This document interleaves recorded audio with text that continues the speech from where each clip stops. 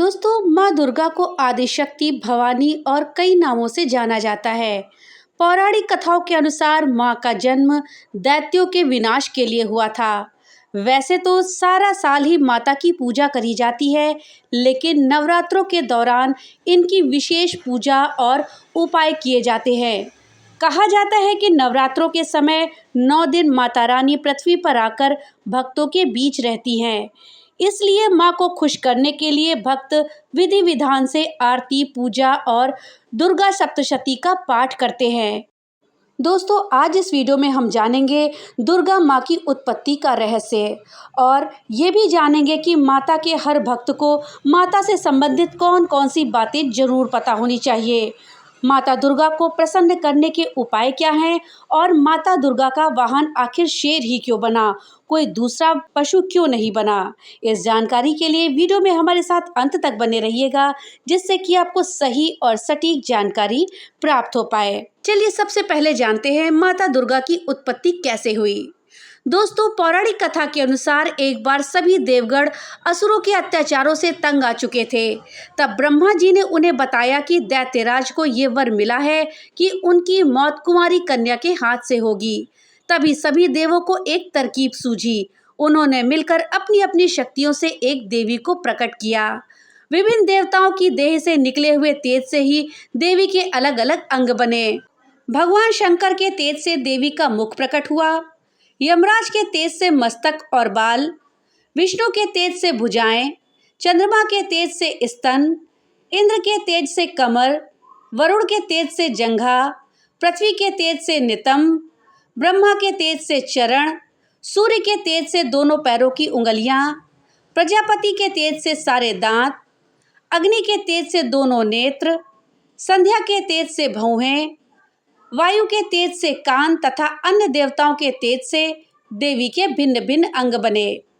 फिर शिव जी ने उस महाशक्ति को अपना त्रिशूल दिया, लक्ष्मी जी ने कमल का पुष्प दिया, विष्णु ने चक्र, अग्नि ने शक्ति व बाणों से भरे तरकश, प्रजापति ने स्फटिक मणियों की माला, वरुण ने दिव्य शंख, हनुमान जी ने गदा, शेषनाग ने मणियों से सुशोभित नाग, इंद्र ने वज्र, भगवान राम ने धनुष, वरुण देव ने पाश व तीर, ब्रह्मा ने चारों वेद तथा हिमालय पर्वत ने सवारी के लिए शेर प्रदान किया। इसके अतिरिक्त समुद्र से बहुत उज्ज्वल हार, कभी न फटने वाले दिव्य वस्त्र, चूड़ामणि, 2 कुंडल, हाथों के कंगन, पैरों के नुपुर तथा अंगूठियां भेंट की। इन सब वस्तुओं को देवी ने अपनी 18 भुजाओं में धारण किया। माँ दुर्गा इस सृष्टि की आद्य शक्ति है, यानी आदि शक्ति। पितामह ब्रह्मा जी, भगवान विष्णु और भगवान शंकर उन्हीं की शक्ति से सृष्टि की उत्पत्ति, पालन पोषण और संहार करते हैं। अन्य देवता भी उन्हीं की शक्ति से शक्तिमान होकर सारे कार्य करते हैं।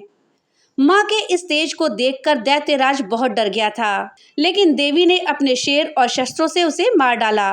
तभी से माता को माँ दुर्गा के नाम से पुकारा जाने लगा। दोस्तों, हम सभी जानते हैं कि नवरात्रि का उत्सव वर्ष में 2 बार होता है। पहले को चैत्र नवरात्रि और दूसरे को अश्विन माह की शारदीय नवरात्रि के नाम से जानते हैं। इस तरह पूरे वर्ष में 18 दिन माता रानी के होते हैं। हिंदू धर्म में इनको कई नामों से पुकारा जाता है, जैसे अम्बे, जगदम्बे, दुर्गा, काली, शेरावाली, पहाड़ा वाली आदि। इन्हीं माता रानी के देश भर में भिन्न भिन्न रूपों में कई सारे इतने मंदिर स्थित हैं कि इतने तो ज्योतिर्लिंग भी नहीं हैं जितने की शक्तिपीठ। पूरे देश में 12 ज्योतिर्लिंग है, जबकि शक्तिपीठ 51 है। इनकी कथाओं के बारे में पुराणों में भिन्न भिन्न जानकारियां मिलती हैं, लेकिन फिर भी किसी को इनके रहस्य के बारे में नहीं पता। परंतु माता रानी के सच्चे भक्तों के लिए उनके बारे में संपूर्ण जानकारी होना अति आवश्यक है। इन बातों का ज्ञान भक्तों को अवश्य होना चाहिए। दोस्तों, शिव पुराण के अनुसार अविनाशी काल ने कुछ काल के बाद द्वितीय की इच्छा प्रकट करी। उसके भीतर एक से अनेक होने का संकल्प उदित हुआ। तब उस निराकार परमात्मा ने अपनी लीला शक्ति से आकार की कल्पना करी, जो मूर्ति रहित परम ब्रह्म है। परम ब्रह्म अर्थात एकाक्षर ब्रह्म, परम अक्षर ब्रह्म। वह परम ब्रह्म भगवान सदाशिव हैं। एकांकी रहकर स्वेच्छा से सभी ओर विहार करने वाले उस सदाशिव ने अपने शरीर से शक्ति की सृष्टि करी, जो उनके अपने श्री अंग से कभी अलग होने वाली नहीं थी। सदाशिव की उस परशक्ति को प्रधान प्रकृति, गुणवती माया, बुद्धि तत्व की जननी और विकार रहित बताया गया है। वो शक्ति अंबिका कही गई। अंबिका पार्वती या सती नहीं है। उसको प्रकृति, सर्वेश्वरी, त्रिदेव जननी, नित्या और मूल कारण भी कहते हैं। त्रिदेव जननी का अर्थ है ब्रह्मा, विष्णु और महेश की माता। सदाशिव द्वारा प्रकट की गई उस शक्ति की 8 भुजाएं हैं। पराशक्ति जगत जननी वह देवी नाना प्रकार की गतियों से संपन्न है और अनेक प्रकार के अस्त्र शक्ति धारण करती हैं। एकांकिनी होने पर भी वो माया शक्ति संयोगवशात अनेक हो जाती हैं। वो काल रूप सदाशिव की अर्धांगिनी है। ये शक्ति जिसे जगदम्बा भी कहते हैं। हिरण्याक्ष के वंश में उत्पन्न हुए एक महाशक्तिशाली दैत्य हुआ, जो रुरु का पुत्र था, जिसका नाम दुर्गमासुर था। दुर्गमासुर से सभी देवता त्रस्त हो चले थे। उसने इंद्र की नगरी अमरावती को घेर लिया था। देवता शक्ति से हीन हो गए थे। फलस्वरूप उन्होंने स्वर्ग से भाग जाना ही श्रेष्ठ समझा। भागकर वे पर्वतों की कंदरा गुफाओं में जाकर छिप गए और सहायता हेतु आदिशक्ति अंबिका की आराधना करने लगे। देवी ने प्रकट होकर देवताओं को निर्भीक हो जाने का आशीर्वाद दिया। एक दूत ने दुर्गमासुर को यह सभी गाथा बताई और देवताओं की रक्षक के अवतार लेने की बात कही। तत्क्षण ही दुर्गमासुर क्रोधित होकर अपने समस्त अस्त्र शस्त्र और अपनी सेना को साथ लेकर युद्ध के लिए चल पड़ा। घोर युद्ध हुआ और देवी ने दुर्गमासुर सहित उनकी समस्त सेना को नष्ट कर दिया। तभी से वो देवी दुर्गा कहलाई। भगवान शंकर को महेश और महादेव भी कहते हैं। उन्हीं शंकर ने सर्वप्रथम दक्ष राजा की पुत्री दक्षायनी से विवाह किया था। इन दक्षायनी को ही सती कहते हैं। अपने पति शंकर का अपमान होने के कारण सती ने अपने पिता दक्ष के यज्ञ में कूदकर अपनी देह लीला समाप्त कर दी थी। माता सती की देह को लेकर ही भगवान शंकर जगह जगह घूमते रहे। जहाँ जहाँ देवी सती के अंग और आभूषण गिरे, वहाँ वहाँ शक्तिपीठ निर्मित हो गए। इसके बाद सती ने पार्वती के रूप में हिमालय राज के यहाँ जन्म लेकर भगवान शिव की घोर तपस्या करी और फिर से शिव को प्राप्त कर पार्वती रूप में जगत में विख्यात हुई। माता पार्वती शंकर की दूसरी पत्नी थी, जो पूर्व जन्म में सती थी। देवी पार्वती के पिता का नाम हिमवान और माता का नाम रानी मैनावती था। माता पार्वती को ही गौरी, महागौरी, पहाड़ों वाली और शेरा वाली कहा गया है। माता पार्वती को भी दुर्गा का स्वरूप माना गया है, लेकिन वो दुर्गा नहीं है। इन्हीं माता पार्वती के 2 पुत्र प्रमुख रूप से माने गए हैं। पहला श्री गणेश और दूसरा कार्तिकेय। पद्म पुराण के अनुसार देवासुर संग्राम में मधु और कैटभ नाम के 2 भाई हिरण्याक्ष की ओर थे। मार्कंडेय पुराण के अनुसार उमा ने कैटभ को मारा था, जिससे वो कैटभा कहलाई। दुर्गा सप्तशती के अनुसार अंबिका की शक्ति महामाया ने अपने योग के बल से दोनों का वध किया था। पौराणिक मान्यता के अनुसार भगवान शिव की 4 पत्नियां थीं। पहली सती, जिसने यज्ञ में कूदकर अपनी जान दे दी थी। यह सती दूसरे जन्म में पार्वती बनकर आईं, जिनके पुत्र गणेश और कार्तिकेय हैं। फिर शिव जी की एक तीसरी पत्नी हुई और तीसरी पत्नी थी, जिन्हें उमा कहा जाता है। देवी उमा को भूमि की देवी भी कहा गया है। उत्तराखंड में इनका एकमात्र मंदिर है। भगवान शिव की चौथी पत्नी माँ काली हैं। उन्होंने इस पृथ्वी पर भयानक दानवों का संहार किया था।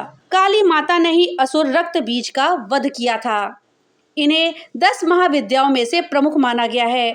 काली भी देवी अम्बा की ही पुत्री थी। नवदुर्गा में से एक कात्यायन ऋषि की कन्या ने रंभासुर के पुत्र महिषासुर का वध किया था। उसे ब्रह्मा का वरदान था कि वो स्त्री के हाथों ही मारा जाएगा। उसका वध करने के बाद माता महिषासुर मर्दिनी कहलाईं।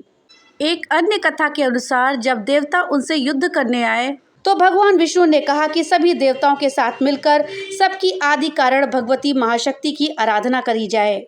सभी देवताओं के शरीर से एक दिव्य तेज निकलकर एक परम सुंदरी स्त्री के रूप में प्रकट हुआ। हिमवान ने भगवती की सवारी के लिए सिंह दिया तथा सभी देवताओं ने अपने अपने अस्त्र शस्त्र महामाया की सेवा में प्रस्तुत किए। भगवती ने देवताओं पर प्रसन्न होकर उन्हें शीघ्र ही महिषासुर के भय से मुक्त करने का आश्वासन दिया और भयंकर युद्ध के बाद उसका वध कर दिया। देश भर में कई जगहों पर माता तुलजा भवानी और चामुंडा माता की पूजा का प्रचलन है। खासकर यह महाराष्ट्र में अधिक है। दरअसल माता अंबिका ही चंड और मुंड नामक असुरों का वध करने के कारण चामुंडा कहलाईं। तुलजा भवानी माता को महिषासुर मर्दनी भी कहा गया है। दोस्तों, 10 महाविद्याओं में से कुछ देवी अम्बा हैं, तो कुछ सती या पार्वती, तो कुछ राजा दक्ष की अन्य पुत्री। हालांकि सभी को माता काली से जोड़कर देखा जाता है। 10 महाविद्याओं के नाम इस प्रकार से हैं: काली, तारा, छिन्नमस्ता, षोडशी, भुवनेश्वरी, त्रिपुर भैरवी, धूमावती, बगलामुखी, मातंगी और कमला। कहीं कहीं इनके नाम इस क्रम में मिलते हैं, जैसा कि काली, तारा, त्रिपुर सुंदरी, भुवनेश्वरी, छिन्नमस्ता, त्रिपुर भैरवी, धूमावती, बगलामुखी, मातंगी और कमला। दोस्तों, ये थी जानकारी माँ दुर्गा की उत्पत्ति और माता से संबंधित कुछ खास बातों के विषय में। अब आइए जानते हैं माँ दुर्गा को प्रसन्न करने के कुछ उपायों के विषय में, जिनको अपना करके आप माँ दुर्गा की कृपा प्राप्त कर सकते हैं।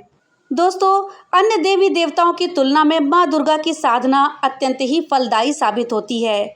माँ भगवती में दुर्गा, लक्ष्मी और काली स्वरूप की आराधना करनी चाहिए। उनकी पूजा करने से व्यक्ति अपने जीवन में जो चाहे वो पा सकता है। माँ दुर्गा की पूजा करने पर सभी तरह के सुख मिलते हैं, पारिवारिक कलह दूर होता है। माँ देवी की आराधना से जन्म कुंडली के सभी अशुभ ग्रह भी शुभ फल देने वाले हो जाते हैं। माँ दुर्गा को प्रसन्न करने के लिए हमें मंत्रों का जप करना चाहिए। आप लक्ष्मी स्तोत्र या कनक धारा स्तोत्र का पाठ कर सकते हैं। इसके अलावा भी आप कई मंत्रों का जाप कर सकते हैं, जिसमें कि है ऐं ह्रीं क्लीं चामुंडाय विच्छे। इसके अलावा एक अन्य मंत्र है श्रीं ह्रीं श्रीं कमले कमलालये प्रसीद प्रसीद श्रीं ह्रीं श्रीं ओम महालक्ष्मी नमः। इसके अलावा एक अन्य तीसरा मंत्र है ह्रीं दूं दुर्गाये नमः। इन मंत्रों का जाप आपको नवरात्रि के 9 दिनों में प्रतिदिन सुबह और शाम करना चाहिए। वैसे तो आप माता दुर्गा की कृपा प्राप्त करने के लिए पूरे वर्ष इनका जाप कर सकते हैं। दोस्तों, माँ दुर्गा की पूजा में उनको लाल फूल अर्पित करना चाहिए, जिससे कि वो प्रसन्न होती हैं और आपको सुख समृद्धि प्रदान करती हैं। सुबह शाम दोनों समय माँ के मंत्रों का जाप करते हुए उनकी पूजा करनी चाहिए। ऐसा करने से आपके घर में दुख और दरिद्रता दूर हो जाते हैं। दुर्गा माँ को प्रसन्न रखने के लिए 3 से 7 साल की उम्र तक की 5 कन्याओं को भोजन कराकर कुछ न कुछ हमें दान अवश्य करना चाहिए। ऐसा करने से आपके घर में जो भी नकारात्मक ऊर्जा है वो दूर हो जाती है और आपके घर में सुख समृद्धि का वास होता है। माँ दुर्गा के उपासकों को छल कपट और बुरे विचार न रखते हुए सभी स्त्रियों का सम्मान करना चाहिए। माँ दुर्गा के पूजा स्थल पर गाय के घी का दीपक जलाकर मंत्र का जाप करें।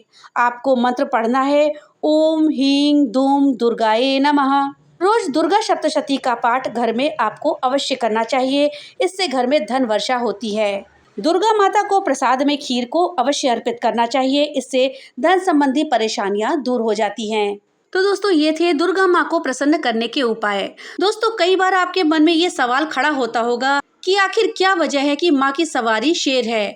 सवाल उठना आपका सही भी है, क्योंकि हमारे धार्मिक ग्रंथों, चित्रों में विशेष रूप से हर दैवी शक्ति के लिए कोई न कोई वाहन नियत किया गया है। जिस तरह शिव जी का वाहन नंदी, गणेश जी का वाहन मूषक है, उसी तरह माँ दुर्गा ने अपना वाहन सिंह को बनाया है। दोस्तों, हम सब जानते हैं कि माँ का एक नाम सिंह वाहिनी भी है। दुर्गा माँ को शेरावाली भी कहते हैं। दोस्तों, सवाल ये है कि आखिर माँ का वाहन सिंह कैसे बना। इसके पीछे के प्रसंग के बारे में हम आपको बता रहे हैं। धार्मिक मान्यताओं के अनुसार एक बार महादेव ध्यान करने बैठे और अनंत काल के लिए समाधिस्थ हो गए। इस दौरान माँ पार्वती उनकी काफी वक्त तक प्रतीक्षा करती रहीं, लेकिन भोलेनाथ तपस्यारत ही रहे। तब माता पार्वती खुद भी कैलाश पर्वत को छोड़कर घने जंगल में तपस्या करने के लिए चली गई। जिस वक्त माता पार्वती तपस्या में लीन थी, उसी वक्त वहां एक सिंह आ गया। सिंह कई दिनों से भूखा था। माता को देखकर उसने मां पर हमला करना चाहा, लेकिन तब के सुरक्षा चक्र का घेरा वो तोड़ नहीं सका। ये देखकर वो मां के पास में ही तपस्या पूरी होने का इंतजार करने के लिए बैठ गया।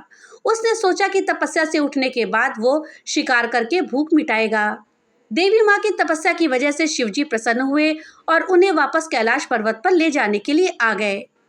जब माता पार्वती चलने के लिए उठी तो उनकी निगाह उस सिंह पर पड़ी जो उनका शिकार करने के इंतजार कर रहा था।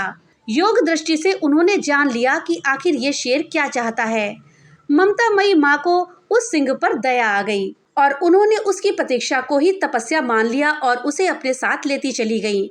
उसी दिन से सिंह दुर्गा माँ का वाहन बन गया। तो दोस्तों, इस तरह से दुर्गा माँ का वाहन सिंह बना। जानकारी आपको कैसी लगी हमें कमेंट बॉक्स में लिख करके जरूर बताइएगा। तो मिलते हैं अगली नई वीडियो के साथ, तब तक के लिए राधे राधे।